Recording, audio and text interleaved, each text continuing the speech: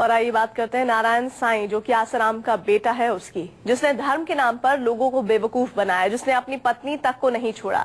भक्तों को प्रवचन देने वाले आसाराम के बेटे नारायण साईं ने अपनी बीवी को दासी बना लिया था। नारायण साईं की पत्नी अब अदालत की शरण में पहुंची है और इंसाफ की गुहार लगा रही है।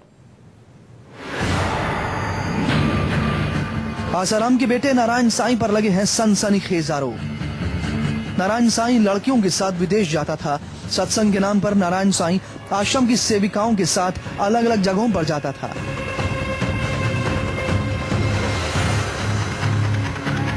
नारायण साईं संत के भेष में कलंक है। अपने जन्मदिन पर नारायण साईं कई लड़कियों के साथ वृंदावन भी जाता था। आसाराम के बेटे नारायण साईं पर ये संगीन आरोप लगाया है उनकी ही पत्नी और आसाराम की बहू ने। सूरत की जेल में बंद नारायण साईं के खिलाफ उसकी पत्नी की फरियाद पर घरेलू हिंसा का केस दर्ज किया गया है। साथ ही नोटिस जारी कर 20 नवंबर को हाजिर होने के आदेश दिए गए हैं। नारायण साईं की पत्नी जानकी ने यह मामला दर्ज करवाया है। मैंने उनके खिलाफ भरण पोषण के लिए और घरेलू हिंसा का केस दर्ज किया है। पिछले 2.5-3 साल से मुझे वो मेंटेनेंस, मेरा भरण पोषण नहीं दे रहे। मैं अपनी माँ पर आश्रित हूँ। माताजी रिटायर हैं, पिताजी नहीं है मेरे, और मुझे बहुत परेशानी है अपने खर्चे के लिए। रेप के आरोप में नारायण साईं अपने पिता आसाराम के साथ पहले से ही जेल में बंद है और अब नारायण की पत्नी जानकी ने जिस तरह नारायण स्वामी पर संगीन आरोप लगाए हैं, उसके बाद नारायण साईं की परेशानी बढ़ना तय है। मैंने उनके खिलाफ भरण पोषण के लिए और घरेलू हिंसा का केस दर्ज किया है। पिछले 2.5-3 साल से मुझे वो मेंटेनेंस, मेरा भरण पोषण नहीं दे रहे। इतना ही नहीं, नारायण साईं की पत्नी का आरोप है कि वो अपने पति नारायण की हरकतों का विरोध करती थी तो फिर उन्हें नारायण साईं हर तरह से प्रताड़ित करता था। आसाराम के बेटे ने अपनी पत्नी की जिंदगी को नर्क बना दिया था। नारायण साईं की पत्नी जानकी ने आश्रम की कई लड़कियों के नाम भी सामने रखे हैं, जिसे उन्होंने रात के वक्त नारायण के दरवाजे पर देखा था। आश्रम में जो साधिकाएं थी, हमेशा जैसे आए वो तो दर्शन करने जाती थी। उनके आश्रम अलग थे। अहमदाबाद से 100 किलोमीटर दूर आगे एक आश्रम है उनका। वहाँ पर दूसरी कुछ 20-25 बहनें रहती थी। तो मैं कभी कभी वहाँ पर आती जाती थी। उस दौरान मुझे थोड़ा सा लगता था कि कुछ है इनका, और मैंने कुछ सुना भी था। नारायण के नर्क में उसके पिता आसाराम का भी रोल है। हम आपको दिखाएंगे कैसे अपनी बहू के साथ खुद को संत कहने वाले आसाराम ने फरेब का खेल खेला। लेकिन उससे पहले हम आपको बता दें, गुजरात के सूरत सेंट्रल जेल में बंद नारायण साईं के खिलाफ 18 अगस्त को एक स्थानीय अदालत ने दुष्कर्म के एक सनसनीखेज मामले में आरोप तय किए। नारायण साईं के खिलाफ एक लड़की ने अक्टूबर 2013 में शिकायत दर्ज करवाई थी कि उसके साथ 2002 से 2005 के बीच सूरत आश्रम में कई बार दुष्कर्म किया गया। गौरतलब है कि उसी युवती की बड़ी बहन ने आसाराम पर भी उसके साथ अहमदाबाद आश्रम में साल 2001 से 2006 तक ऐसी ही घिनौनी हरकत करने का आरोप लगाया, जिसकी सुनवाई अलग से गांधीनगर की एक अदालत में चल रही है। और अब नारायण साईं की पत्नी जानकी ने अदालत का रुख किया है। नारायण की पत्नी जानकी ने मांग की है कि उसे नारायण से 50,000 रुपए प्रति महीने गुजारा भत्ता दिलाया जाए। जानकी के वकील रोहित यादव के मुताबिक कोर्ट ने नारायण के खिलाफ घरेलू हिंसा अधिनियम की धारा 12 के तहत मामला दर्ज किया है। साफ है, नारायण साईं और उसके पिता आसाराम परेशानियों के नए भंवर में नजर आ रहे हैं। आने वाले दिनों में बाप और बेटी की काली करतूत पर और भी कानूनी शिकंजा कस सकता है, क्योंकि अब आसाराम के घर वालों ने ही उसके खिलाफ मोर्चा खोल दिया है।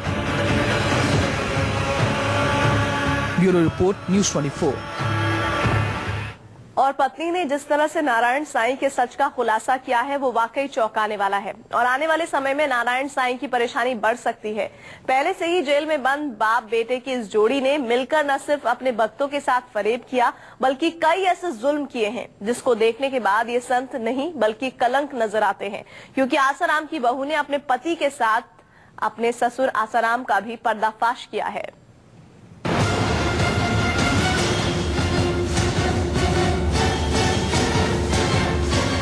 आसाराम का बेटा नारायण साईं बलात्कार के आरोप में जेल में बंद है। पिता आसाराम और बेटे नारायण साईं के खिलाफ आरोपों की फहरिस्त काफी लंबी है। तभी तो तमाम कोशिशों के बावजूद न तो आसाराम को और न ही नारायण साईं को जमानत मिल रही है। अभी तक आसाराम और उनके बेटे पर आरोप उनके भक्त और बाहर के ही लोग लगा रहे थे, लेकिन अब तो आसाराम के घर से ही उनके खिलाफ आवाज उठने लगी है। 18 साल पहले 22 मई 1997 को जिस बहू को ब्याह कर आसाराम अपने घर लाया था, आज उसी की बहू ने अपने ससुर आसाराम और पति नारायण साईं के खिलाफ मोर्चा खोल दिया है।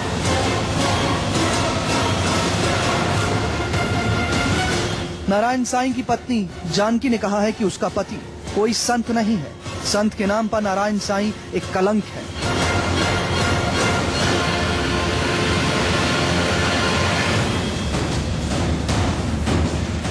डर तो है कि उनके कारण मैं कहीं भी एक जगह स्थायी रूप से नहीं रहती। कभी मम्मी के माँ के पास रहती हूँ, कभी मेरी बहनों के पास, मतलब एक जगह मैं रहती नहीं हूँ। इंदौर वाला जो मेरा घर है वहाँ भी लगातार इनके लोगों का रहता है, नजर रहती है कि कहाँ है क्या। तो जो घर एक इंदौर में जो घर है हम दोनों के नाम पर है, पर मैं उसमें रह नहीं सकती इस समय। नारायण की पत्नी जानकी ने सिर्फ अपने पति पर ही गंभीर आरोप नहीं लगाए, बल्कि अपने ससुर का असली चेहरा भी सबके सामने रखा। जो आसाराम बापू हैं उन्होंने ये शर्त रखी थी 5 साल तक ब्रह्मचर्य का पालन करेंगे, और आप अहमदाबाद में अपनी सास के साथ रही उस दौरान, और क्या कुछ आपने देखा उस दौरान कि आपके पति की क्या गतिविधियां रहती थी? हाँ, बापूजी ने ऐसा कहा था, लेकिन उन्होंने कभी ऐसा माना नहीं कि मुझे रखना है ब्रह्मचर्य। मुझे बुलाते भी थे कभी, और कभी कभी जैसे आते थे आश्रम में, मैं दर्शन करने जाती थी तो मुझे कभी नाराज भी होते थे कि क्यों आई हो। जानकी का कहना है कि आसाराम लोगों को प्रभावित करना चाहता था। आश्रम में जो साधिकाएं थी हमेशा जैसे आए वो तो दर्शन करने जाती थी। उनके आश्रम अलग थे। अहमदाबाद से 100 किलोमीटर दूर आगे एक आश्रम है उनका, वहाँ पर दूसरी कुछ 20-25 बहनें रहती थी। तो मैं कभी कभी वहाँ पर आती जाती थी। उस दौरान मुझे थोड़ा सा लगता था कि कुछ है इनका, और मैंने कुछ सुना भी था।